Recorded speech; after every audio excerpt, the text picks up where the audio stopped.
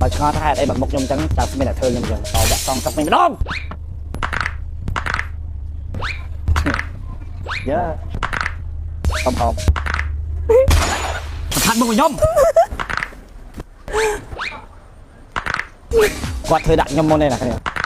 ចង់ផាន់មុខឲ្យដូចគេអាយុអូខេយ៉ាងអាយុយើងដាក់ជាមួយនឹង sunscreen Felix ជីទូទៅគេដាក់3ហ៎ប៉ុន្តែបងដាក់5តែមកយើងថែមមកនេះទៀតនេះថែមតែទៀតណារបៀបលាបវិញគឺងាយស្រួលចូលតែនេះចូលមកពេញដៃមិនដាក់ឡើងពេញដៃដាក់ជាមួយនឹង BB របស់ Felix ចេញដាក់ចាមក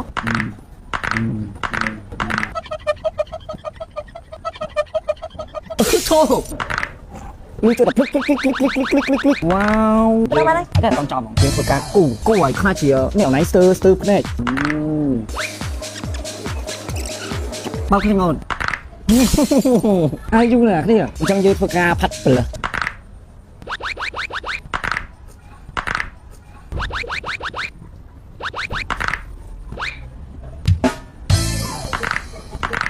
អញ្ចឹងដល់វគ្គបញ្ចប់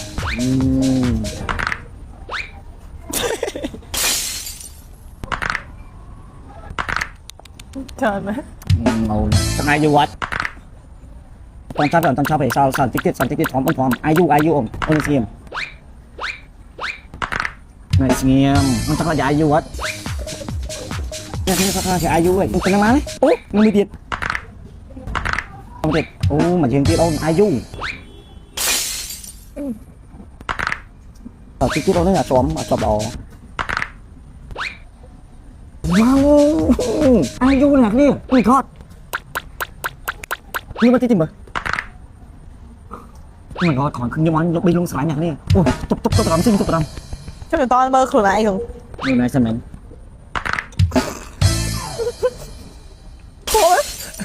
អញ្ចឹងមកញ៉ាប់ទៅភ្ញៀវមួយទៀតអូនបងញ៉ាប់ទៅភ្ញៀវមួយទៀតអូន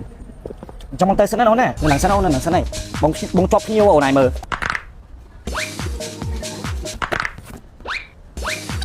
អូនទៅសិនណាទៅសិនហើយញ៉ាំគាត់ពិតជាស្រឡាញ់ថាការ make up របស់ខ្ញុំគាត់ឲ្យដៃបដូរយកតែគ្នាអានេះគឺថាតំណាង I love you